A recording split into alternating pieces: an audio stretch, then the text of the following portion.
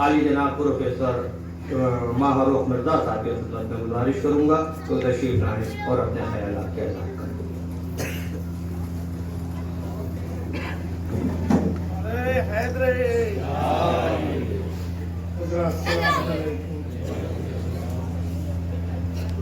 مجھ کو یہ اطلاع تو نہیں تھی کہ مجھے بھی کچھ اہل علم کے سامنے کچھ بولنا ہے، لہذا اچانک آپ کا حکم آیا تو میں ایک ہی دو باتیں کہوں گا۔ اور میں یہ دیکھ رہا تھا کہ میں پہلے بہت خوش نصیب تھا، اب خوش نصیب نہیں ہوں۔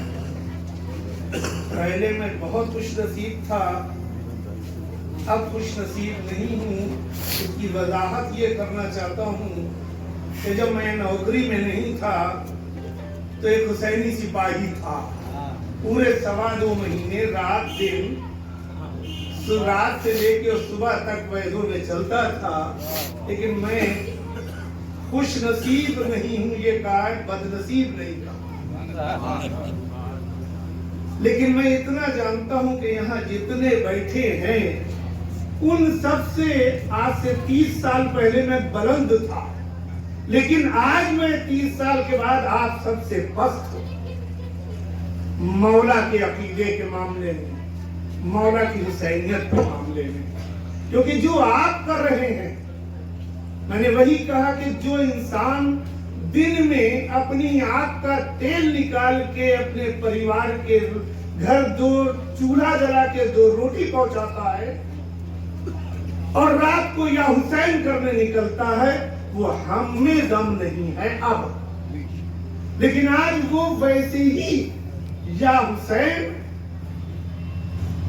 کر رہے ہیں، اور آج ان کے چہرے پہ جو مسکراہٹ ہے یہ کوئی معمولی مسکراہٹ نہیں تھا، جو ایک خوشی ہے، جو مسرت ہے۔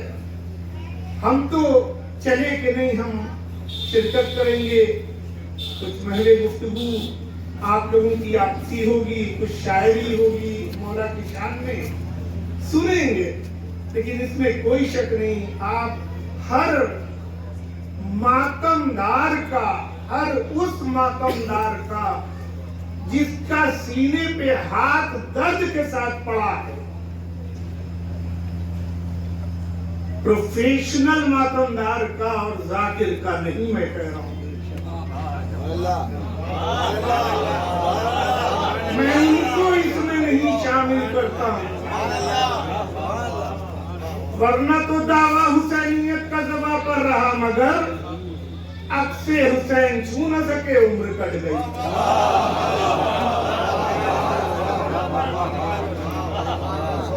یہ میں نے اس لیے اللہ کا شکر ہے کہ ہماری قوم بیدار ہو گئی ہے، اور انجمن مظلومیہ اور غنچہ مظلومیہ نے ہمیشہ مثال قائم کی ہے، چاہے انجمنوں کے اتحاد کا معاملہ ہو، چاہے علماء کے اتحاد کا معاملہ ہو۔ یہ فقر مظلومیہ اور غنچہ مظلومیہ کوئی پہنچا کہ آج سے 18 سال پہلے اسی امام باڑہ ابو طالب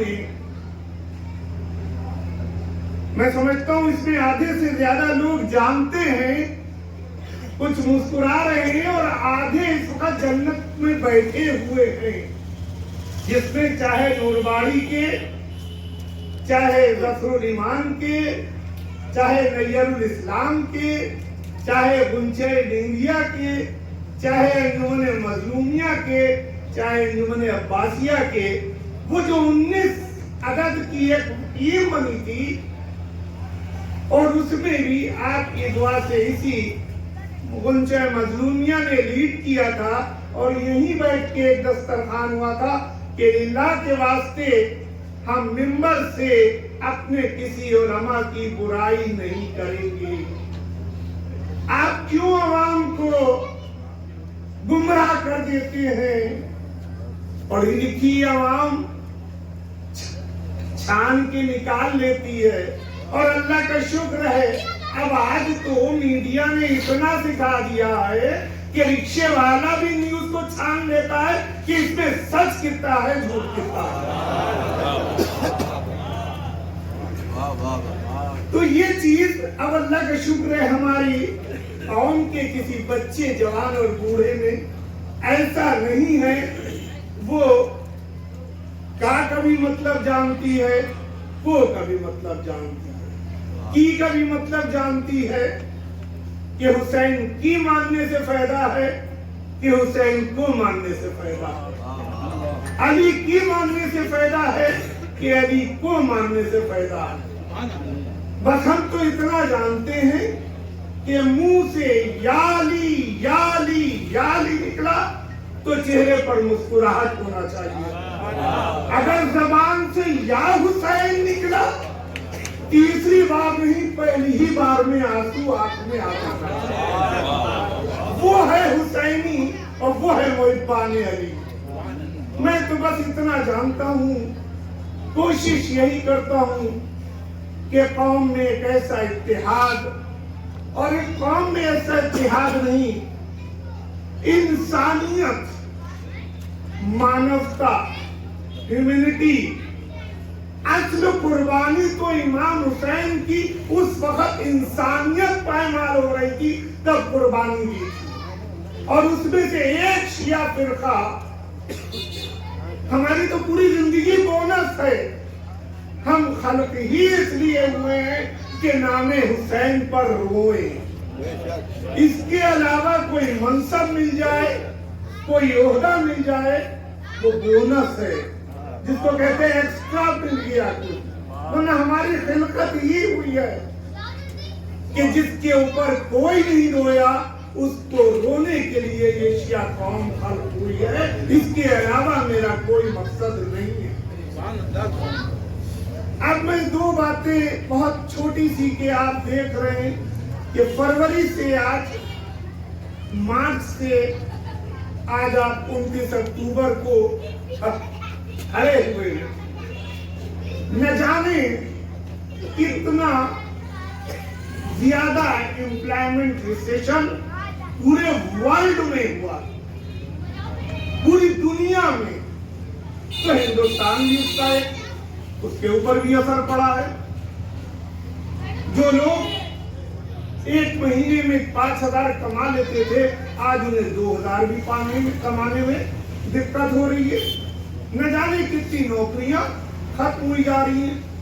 लेकिन कभी आपने सोचा कि आज हम आज की तरह जीना छोड़ दें, ठीक हो जाएंगे? एक फार्मूला छोटा सा मुझे देना है और कुछ नहीं करना। आप आज के दौर के तरह आज मत जिए। जो आपके परदादा जिस दौर के हिसाब से जीते थे, उस दौर से जीना शुरू कर दिए, आपकी गुर्बत खत्म हो जाएगी। अगर मुझसे कहिए इसकी और वजाहत करना है, तो वजाहत मैं यूं कहूंगा कि इस हसनपुरिया में, यहाँ से ये हर इंसान अपने महल्ले को ले ले। हसनपुरिया वाले हसनपुरिया के जहन में सोच लें, काजमैन वाले काजमैन को सोच लें, रकाबगंज वाले रकाबगंज को, मुफ्तीगंज वाले मुफ्तीगंज को, अहले लखनऊ वाले लखनऊ को, उत्तर प्रदेश वाले उत्तर प्रदेश को, हिंदुस्तान वाले हिंदुस्तान को। आपकी जो भी जरिए माश इनकम है, आप कोशिश ये कीजिए, जब आपके पड़ोस में दरवाजे के बाहर वो चीज कोई आपका भाई बेच रहा है, तो आप उससे खरीदिए, बजाय इसके के वालमार्ट पहुंचा रहे। आप सिर्फ ये करना शुरू कर दीजिए कि हमें आटा लेना है तो हम अपने किसी महल्ले ही के किसी भाई से लें, दाल चावल लेना है तो हम उसी से लें। दो फायदे। आप में प्रॉस्पेरिटी कब आएगी? जब आपके बगल में आपका तो बड़ा आलीशान मकान बना हुआ है, लेकिन पता चला महल्ले में 20 मकान आलीशान है और 200 मकान आलीशान नहीं है। तो ये जो 20 मकान है, ये अपनी आमदनी का कुछ हिस्सा अगर इसी महल्ले में खर्च करें, आप अंदाज बदल दीजिए कि हमें शिरमाले जरूरी नहीं है बांटना। बांटना जरूर है, लेकिन वो अगर यही आपका कोई कारोबार हो रहा है तो उसी से लेके वो तबर्रुक बांटना।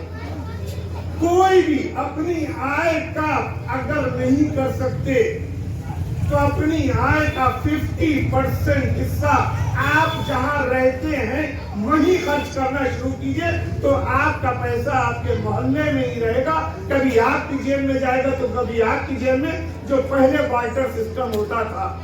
अरे भाई, हम तो गेहूं हमने पैदा किया है जो गांव में होता था, एक ने चावल पैदा किया, उनका भैया गेहूं हमसे ले लो, चावल तुम दे दो।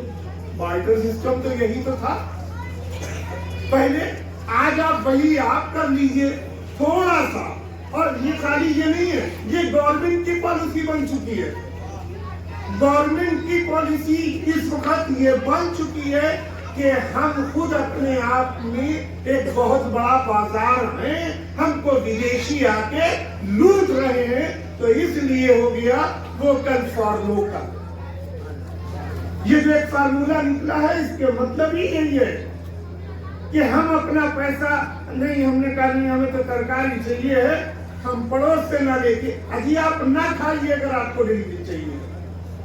हमें बहुत ज्यादा अपना पसंद है कि नहीं बिल्कुल हाइजेनिक हो, हमें नहीं हजम होगा इस कुएं का पानी, अजी ना पिए। आप दो बाल्टी पानी निकाल के किसी को पिला दीजिए। आपको ये सोचना पड़ेगा, और ये गुर्बत अभी नहीं जाएगी कोविड की। आपको ये करना है कि आप अगर हजरतगंज से कपड़ा सिलवाते थे छोड़ दीजिए। मैंने तो जब से कोविड हुआ तब से कपड़ा खरीदना हजरतगंज से छोड़ दिया। मैंने कहा जो मेरे पास है हम वही पहनेंगे, और जो वो हिस्सा है वो हम अपने गरीबों, अपने भाइयों, अपने परिवार, अपने खानदान के काम आए। ये करना पड़ेगा, और तभी आपकी इक्तिसादी हालात दुरुस्त होगी। और ये भी याद रखिए कि जिस दिन तबर्रुक को बढ़ते हुए एहतराम से हाथ बढ़ रहा हो, उस दिन आप समझ लीजिए कि ये हुसैनी भीड़ है। जिस दिन धक्का दे के, गिरा के और सुबह दरवाजे के बाहर इतना तबर्रुक रखा है, तो आप ये समझ लीजिए कि ये हुसैनी इरादे से तबर्रुक नहीं लिया गया। किसी गरीब का हक मर गया, वो भूखा रह गया होगा, और आपने 4 हिस्से जबरदस्ती में। बहुत अच्छी बात। मजा तो तब है कि हमारी जितनी भी या हुसैन की मजलिसें हो, तबर्रुक बांटा न जाए, तबर्रुक रख दिया जाए। जो गुजरे अपने आप से खाली उठाता चला जाए।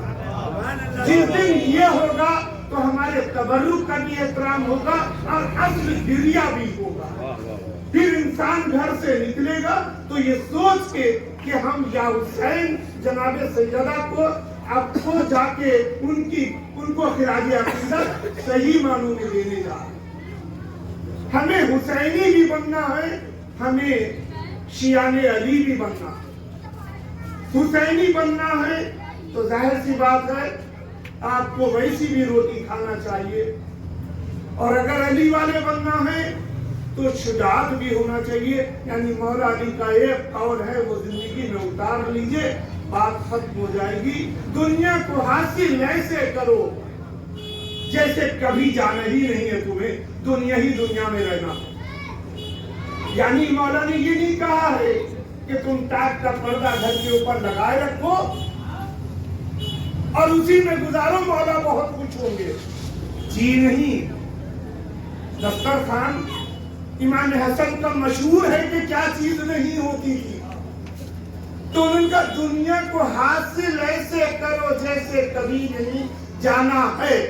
लेकिन दूसरा जुमला बिल्कुल बरक्स है इसके कि अपना अमल, अपना किरदार, अपना कैरेक्टर ऐसा रखो कि जैसे अभी जाना है। इस अभी जाने में और कभी न जाने में ये फिलॉसफी देख लीजिए कि मेरी पास मलकुल मौत आए और मैंने कहा भाई मलकुल मौत 1 मिनट रुक जाइए। कहने का भाई क्यों? मैंने यूसुफ भाई की गीबत की थी, जरा दरवाजा खटखटा के उनसे माफी मांगी। हुकूकुल्लाह ज़हन में रखते हुए बंदे का हक बंदे पर है, वो अल्लाह नहीं माफ करेगा अगर आपने किसी बंदे का दिल दुखाया। हमने कहा कि नहीं जरा हमें अफसर साहब के मैंने 5,000 रुपए उधार लिए थे, कम से कम मैं अपने बच्चे को तो बता दूं कि बेटा मेरे मरने के बाद लौटा देना, ये उसको बता दे। वसीयत की अहमियत लोग भूल गए हैं। वसीयत वाजिब है हर घर और हर खानदान में। ये देखो, ये एक ईंट तुम्हारी है, ये एक ईंट तुम्हारे फूफीजाद भाई की है, ये एक ईंट तुम्हारी है, ये एक ईंट तुम्हारी बहन की है। ये बुजुर्गों को अगर करेंगे तो आप देखिए एक हक और इंसाफ की दुनिया। आज दुनिया खुद अपने आप में फैमिली, एक परिवार हो गया। आज आप देखिए जो लोग बैठे हैं, यकीनी अगर ये लोग ये तय कर लें कि हर महीने लखनऊ के हर कोने में ऐसे ही कसीदे खानी और मुहर्रम के अलावा भी मैं हर इमाम को याद करने की महफिलें करूं और इतने ही लोग हों, तब आप समझिए कि आप प्रॉस्पेरिटी की तरफ जा रहे हैं। और प्रॉस्पेरिटी नहीं है अगर हमारे आप में, तो हम आप क्या मदद कर देंगे। इमाम हुसैन ने जंग करके कुर्बानी दी थी, सीधी गर्दन नहीं दे दी थी जो हम आप करते कि एक नकिया पटकी और सब भागे। क्या हुसैनी है तो हुसैनी दिखे, मौलाई है तो मौलाई दूसरा कहे, हम अपने आप को खुद से कहते रहे मौलाई नहीं। और उसका सीधा है, लोग ताबीलें कुछ देते रहे। तोहफे देना अच्छी बात है, तोहफे मांगना गलत बात है। नाम हुसैन क्यों? बस मुझे और कुछ नहीं कहना है। अगर मुझसे कोई गुस्ताखी हो गई हो तो उसे माफ फरमाइएगा।